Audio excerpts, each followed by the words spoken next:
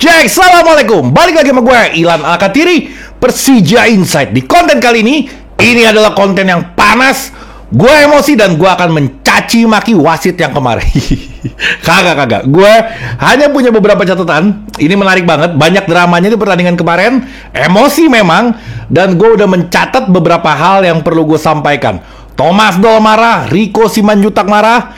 Ada pemain yang bagus, ada pemain yang main jelek juga. Gue semuanya akan sampaikan di video kali ini. Tapi sebelumnya seperti biasa, gue minta sama kalian untuk like video gue. Dengan lu like video gue, akan disebar kemana-mana sama YouTube. Yang belum sholat, pastinya sholat dulu. Dan yang ini, gue setelah menunggu lama, ini cukup lama gue menunggu produksi ini. Kaos yang gue pakai, ini kemarin dipakai Rio Fahmi, dipakai Firza Andika juga. Ini kaos terbaru gue, Come On You Tiger. Ini depannya, gue akan kasih lihat detailnya sebentar. Ini depannya keren banget, sablonnya kaos, bahan kaosnya juga top banget. Udah banyak yang beli anak-anak Jackmania. Terus belakangnya gue kasih lihat ke lo. Come On You Tiger. Ini kaos yang paling membuat gue bangga dengan hasil produksinya. Ini keren banget. Gue mau jual ke kalian dengan harga yang lumayan murah. Caranya gampang. Lo bisa ke WhatsApp gue, ada adminnya. Lo bisa ke Shopee juga, bisa ke Instagram Jakarta Circle, atau IG gue juga bisa. Nanti gue taruh di deskripsi, lo tinggal pilih. Lo mau WhatsApp, gue kasih linknya. Lo mau ke Shopee, gue kasih linknya. IG gue kasih linknya, banyak nanti gue kasih linknya. Jadi lo sesuaikan dengan apa yang kalian mau. Yang paling penting apa ya? Yang paling penting lo beli. Gila, jadi nanti begitu pertandingan home, gue ngeliat lo pakai kaos gue girang. Oke, itu keren. Gue mau mulai yang pertama. Yang pertama adalah Thomas Doll kecewa berat. Kenapa dia kecewa berat? Jadi dia di press conference kemarin, di konferensi persnya, dia menolak untuk menjawab pertanyaan wartawan. Dia bilang, gue kali ini gue nggak mau ngejawab pertanyaan dari wartawan. Gue cuma mau cukupin. Gue mau cabut, dia bilang. Gue udah terlalu lagi kesel. Suasana hatinya lagi nggak bagus. Dia tinggalin. Tapi sebelum itu dia ngomel-ngomel dulu sebelumnya. Dia meluapkan semua isi hatinya dia. Terus dia juga memberikan bukti di print tentang Witan Sulaiman yang di-tackle di kotak penalti tapi nggak dikasih sama wasit. Ini gila banget sih. Gue ngeliat, gue heran ya sama wasit. Padahal wasit posisinya lagi di situ, dekat banget dengan Witan Sulaiman. Tapi herannya nggak dikasih penalti sama si wasit itu. Gue nggak tahu alasannya apa. Tapi memang wasit ini wasit yang bermasalah. Dulu dia pernah ditarkam juga. Kalau nggak salah di Aceh, gue akan tampilin foto-fotonya. Wasit ini juga pernah mau digebugin di lari. Di pertandingan dikejar-kejar mau digebugin. Karena apa? Karena keputusannya nggak bener. Jadi udah dia punya track record buruk. Dia ikut verifikasi sama PSSI dan dia ternyata diloloskan oleh PSSI. Gue nggak tahu dasar meloloskan dia ini kenapa gitu. Karena ngelihat dari kualitasnya, kayaknya ancur-ancuran banget ya. Nggak banyak keputusan-keputusan yang bukan cuma merugikan Persija. Gue nggak lagi membela Persija semata. Banyak juga ada tacklean dari Persija ke Bali juga, itu nggak dikasih juga sama dia. Jadi gue selalu nggak ini ya, nggak terus membela tim gue. Nggak, gue objektif dalam menilai. Jadi Persija dirugikan, Bali juga ada yang dirugikan. Tapi pertandingan kemarin memang banyak Persija yang dirugikannya. Bukan karena gue ngefans sama Persija. Lo jangan bilang, alah lo nggak menang aja nyalain wasit. Lo tonton dulu videonya, lo tonton pertandingannya, baru lo komen. Jangan lo komen tapi lo nggak nonton. Nanti lo jadi bingung sendiri. Lo komen tapi apa iya, apa enggak, lo bingung sendiri. Mendingan lo tonton dulu, lo nilai sendiri menurut lo gimana. Kalau lo mau komen, lo komen di sini. Karena bagi gue ini cukup parah ya. Keputusan-keputusannya banyak. Yang Firza Andika harusnya dapat corner nggak dikasih.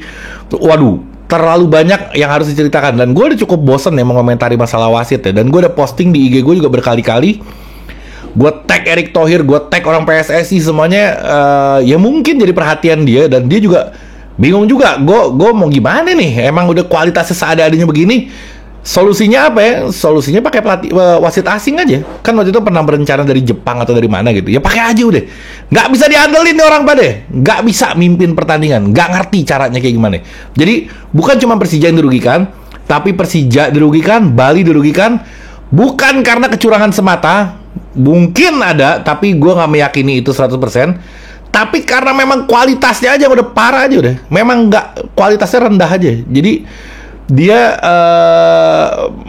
ngambil keputusan dan dia nggak ngerti. Ada satu advantage harusnya serangan balik dari Persija. tapi malah diberhentiin sama si wasit.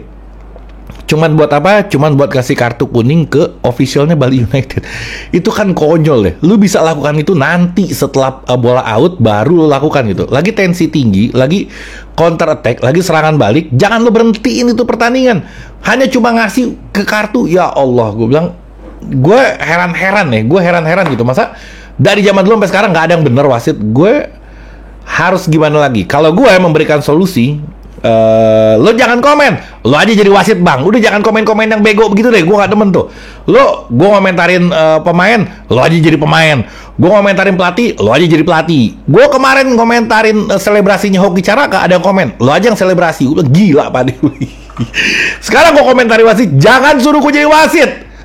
Bukan begitu caranya. Kalau semua orang yang komentari wasit jadi wasit, siapa yang komentar? Ntar gue ngapain di sini? Ntar yang duduk ke sini siapa ya? Masa wasit yang kemarin digebugin sama orang gue, tetangga gue dong, herannya dia itu wasit yang bermasalah, dia aja mau digebugin. Ya salam, luar biasa. Oke, kita lewatin sementara. Jadi gue mau bacain Thomas Doll. Thomas Doll bilang, nunjukin kertas, tadi gue udah bahas, sampai dilempar sama dia. Gestur bener-bener kesel banget. Terus dia bilang, oh kayak gini, sebelum babak kedua dimulai, official dari Persija udah nyamperin wasit juga.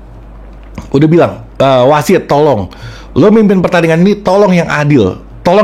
Gue minta itu, kata official Persija. Jadi Persija udah membaca kalau wasit ini kacau gitu kepemimpinannya. Jadi udah disamperin. Terus Dol ngomong kayak gini, wasit itu gue protes, dan banyak pemain gue juga protes ke wasit itu. Dia bilang, tapi si wasit nggak menggubris, malah keluar lapangan dengan tersenyum. Astagfirullahaladzim, malu-maluin. Gue juga ngeliat kebenaran gue di situ, pas nonton, pas di pintu keluar si wasit, senyum-senyum loh. Jadi wasit ini kalau di luar negeri ya, sepengetahuan gue, kalau ditanya sama pemain atau sama pelatih atau sama kapten, itu ngejawab dia. Dia ngasih penjelasan kenapa keputusan begini, kenapa keputusan begini. Kemarin ditanya, kenapa lu cuma ngasih extra injury time 5 menit? Dia cuma cengenges keluar. Gue pengen gue gampar rasa itu. Kalau gue jadi pemain sih gue tabok model itu. Harusnya kayak gitu, kasih penjelasan. Gue kasih 5 menit karena alasannya begini. Normalnya itu nggak 5 menit. Soalnya apa? Soalnya guling-gulingnya aja itu 10 menit lebih, 15 menit mungkin gue hitung. Bahkan di menit 88, ketika si wasit mau komunikasi sama wasit di pinggir untuk menambahkan injury time 5 menit, Rico nyamperin, dia bilang, kok cuma 5 menit sih? Sedangkan itu si kipernya itu masih ngeguling-guling, naudzubillah, masih tidur-tidur. Itu makan waktu 3-4 menit. Harusnya itu menjadi tambahan extra time. Yang udah 5 menit ditambahin itu harusnya. Belum yang kartu merah, belum yang ini, belum bola out, belum apa. Nggak ideal. Harusnya itu mungkin 8-10 menit mungkin injury time-nya. Makanya itu yang bikin kecewa para pemain Persija Jakarta. Oke, gue mau lompat sekarang ke Rico Simanjuntak. Tumben Rico Simanjuntak yang biasanya memang dibanding pemain yang lain ya, gue ngeliat pemain-pemain Persija itu kalau datang ke press conference ngomongnya, ya saya berharap mudah-mudahan di pertandingan berikutnya Persija lebih baik lagi. Cuman itu doang omongannya, nggak ada omongan yang lain. Rico Simanjuntak paling mending dibanding yang lain. Andre Tani mending, omongannya suka agak berbobot. Cuma kalau pemain-pemain yang lain diundang ke situ, ya saya berharap kita udah persiapan maksimal, dan saya berharap di pertandingan berikutnya kita bisa lebih baik lagi. Gak begitu pemain bola, harus bisa ngomong apa yang lo rasain, jangan takut-takut. Akhirnya Rico ngomong, dan Thomas Doll bingung. Thomas Doll sambil nengok, dia bilang, baru kali ini ada pemain gue yang ngomong lebih banyak daripada gue. Rico bawel banget kemarin, dia gahar bener, dia luapin semua emosinya. Bahkan di hampir keceplosan yang gue lihat di situ, dia bilang, semua udah tahu kan, dia begitu tuh. Kalau peraturan di Liga Indonesia, peraturan wasitnya, dia bilang. Padahal gue tahu dia mau ngomong sesuatu, tapi memang dia orang yang cerdas dan dia nggak ucapin itu. Pinter luar biasa loh, kecil-kecil tapi pinter. Oke, dia ngomong kayak gini, saya sebagai pemain mewakili semua pemain Persija tentu merasa tidak senang dengan hasil yang diraih. Tentu kami ingin mengamankan 3 poin di laga kandang, dia bilang. Di pertandingan ini semua sudah memberikan segalanya sejak menit awal hingga akhir. Namun hasilnya berakhir seri. Meski demikian hasil itu tetap harus kami syukuri karena masih ada laga selanjutnya. Oke, normatif omongannya. Yang ini yang tadi gue bilang, semua sudah paham peraturan sepak bola. Terakhir dia ngomong kayak gitu. Tidak ada yang bisa ditutup-tutupi lagi. Dampaknya besar kayak gini. Terus dia ngomong yang paling penting buat gue gini. Ketika wasit apa namanya berlaku tidak adil atau berlaku banyak keputusan yang nggak masuk di akal yang cuma terjadi di liga kita, itu pemain keganggu. Kata Rico, itu ritme permainan kita terganggu. Kita harusnya lagi nyerang, lagi ritmenya tinggi, tensinya lagi tinggi, tiba-tiba bisa drop kalau misalkan wasit ngancurin ritme itu bahaya banget buat permainan. Dia bilang kita sama-sama, saya ngomong, dia bilang ke wasit, kita sama-sama mau memperbaiki Liga Indonesia nih, sepak bola Indonesia kita mau perbaiki. Tolong wasit, dia bilang. Jangan kalau pemain udah profesional, supporter udah profesional, di PSSI mungkin udah profesional, tiba-tiba wasitnya ngaco gitu. Kapan mau beres sih ini liga kita ini? Apalagi di Liga 2 juga banyak banget. Gue posting di Instagram gue, banyak banget yang disikut lah, yang di ini. Itu kacau. Sumber utamanya apa? Sumber utamanya karena hukumannya nggak jelas. Hukumannya cuma 10 juta lah. Kasih hukuman, setengah musim nggak boleh main. Kapok deh, nggak bakal berani. Ini konyol, sikat-sikut kayak gitu. Nah, kemarin juga banyak yang kasar dari permainan Persija dan Bali United. Oke, gue mau lanjutin ke yang berikutnya. Gue mau bahas sedikit jalannya pertandingan lawan Bali. Sedikit aja gue bahas. Menit 12 kita kebobolan, oke. Ada dua hal yang kita harus perhatikan di sini. Di situ ada posisi Hansa Muyama, di situ ada posisi Andre Tani, oke. Kalau gue ngelihat Hansa Muyama ini berusaha untuk tarik offset, dan itu adalah hal yang wajar dilakukan semua defender. Memang itu adalah bagian dari strategi. Entah itu berhasil atau gagal, itu resiko yang perlu diambil oleh seorang defender. Tapi defender punya harapan lain. Harapannya apa? Ada kiper. Kalau gue gagal ngambil tarik offside, kiper yang berperan. Nah, gue ngelihat Andre Tani di sini, tanggung dia. Dia mau maju tanggung, mau mundur tanggung, jadi kayak serba salah begitu. Akhirannya apa? Akhirannya ya tanggungnya itu terjadi, bola lewat ke atasnya, dan kita kegolan. Dan gue ngeliat gestur Andre Tani, dan gue nggak sepakat akan hal itu. Dia gesturnya marah ke Hansa Muyama. Seakan-akan kesalahan ini, gol ini tercipta akibat kesalahan Hansa Muyama. Padahal nggak, ada kesalahan dia juga di situ, dan ada kesalahan pemain-pemain lain tentunya. Nah, terbukti apa? Terbukti di akhir-akhir pertandingan, banyak video viral dan berita di mana-mana kalau Thomas Doll gesturnya lagi marah-marahin Andre Tani. Gue nggak tahu marah-marahin urusan apa, urusan yang kegolan itu kah atau urusan yang apa? Gue nggak tahu. Tapi rasanya kalau gue ngeliat dari gesturnya, Andre Tani tertunduk begitu. Thomas Doll ngomel-ngomel, ya kayaknya dia ngomelin gitu. Nah, kalau dia ngomelin berarti dia salah. Gue nggak tahu Hansamu salah apa enggak, tapi yang pasti keduanya ini yang paling bertanggung jawab di kegolan kemarin gitu. Entah Hansamu atau Andre Tani. Gua condong posisi Andre Tani yang agak tanggung. Kalau gua ngeliatnya kayak gitu. Kalau defender memang resikonya yang tadi gue dibilang itu mau nggak mau harus diambil sama dia untuk mengamankan gawang dia. Tapi nyatanya kita harus kegolan. Nyesek, tertunduk, lemes gue di situ, dan hanya bisa berdoa. Oke. Yang berikutnya si Andre Tani ini bukan sebentar. Setelah itu Persija main lebih terbuka, oke? Jadi setelah kegolan Persija awalnya mainnya terbuka banget, menyerang total. Tapi setelah itu Persija bermain lebih terbuka lagi, nyerangnya lebih kenceng lagi. Nanti statistiknya gue bacain. Kalau nggak salah kita shoot on target, shootnya itu di atas 10, banyak banget kita. Nanti gue bacain deh statistiknya deh. Tapi banyak banget, dan posisi kita juga bagus banget di atas 70%. Jadi kita benar-benar menguasai jalannya pertandingan. Nyerang nggak berhenti-berhenti. Tapi sayangnya lagi-lagi penyakit kita ada di striker. Mentok di striker. Kemarin Samosir nggak bagus banget performanya, kurang. Harusnya dia bisa paling nggak jadi pemantul. Gue memang nggak meyakini kalau dia bisa jadi target man kemarin. Buktinya apa? Bolanya patah terus. Jadi nyerangnya oke, tapi di ujungnya nggak bisa ngapa-ngapain. Itulah Persija saat ini. Oke? Terus akhirnya Persija frustasi, babak 1 turun, udah akhirnya masuk babak kedua. Persija frustasi di situ memakai jurus terakhirnya. Jurus terakhirnya apa? Masukin Rico, Aji, pemain cepat, dan Kudela didorong ke tengah. Selalu kayak gini di menit 60 ke atas, kalau Persija udah frustasi masukin jurus terakhir ini, dan akhirnya berhasil. Kudela cetak gol lagi akibat strategi ini, dan kita menyamakan kedudukan. Itu kalau nggak salah di menit 74. Oke? Nah, yang bikin kesel apa? Yang bikin kesel kita nggak bisa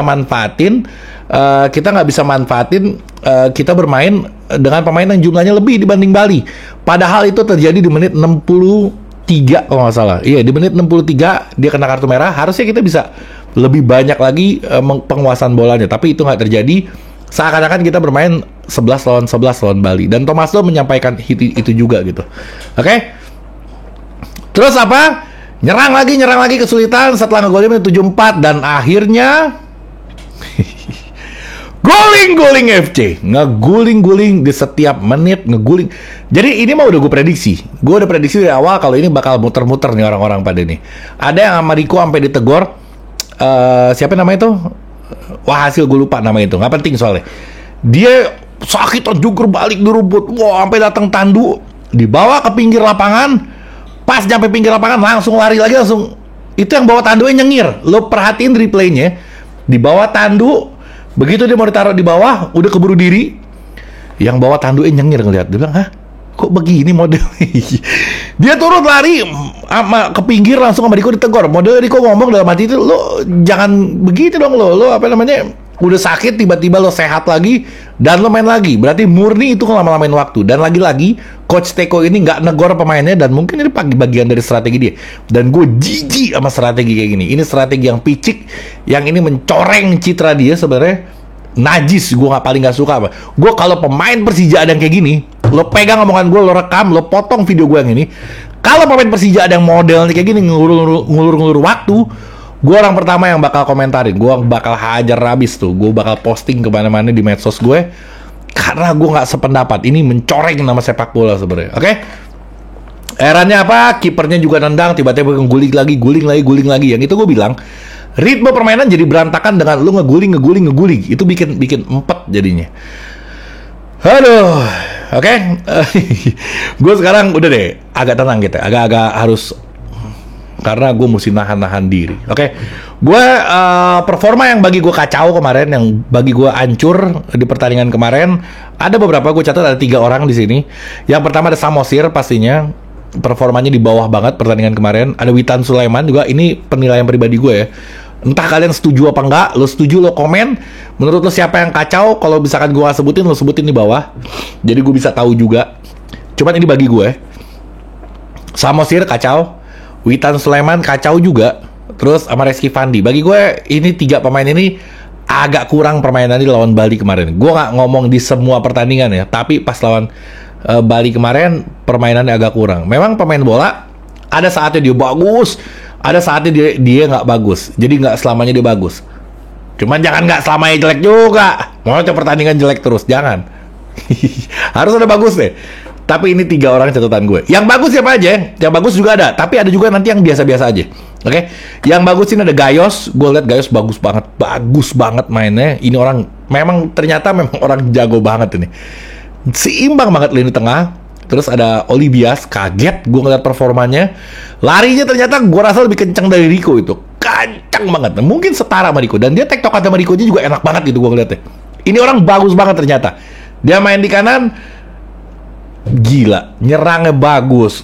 Pergerakan bolanya, tanpa bolanya, off the ball-nya juga bagus banget. Defense-nya juga ngejar kencang banget.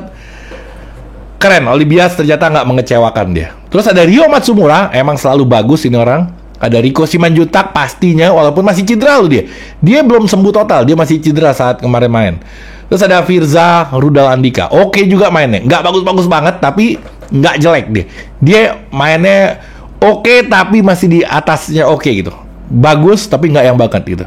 Sisanya standar. Sisanya siapa aja? Ada Ferrari, ada Hansa Muyama, terus ada siapa lagi yang belum kesebut tuh?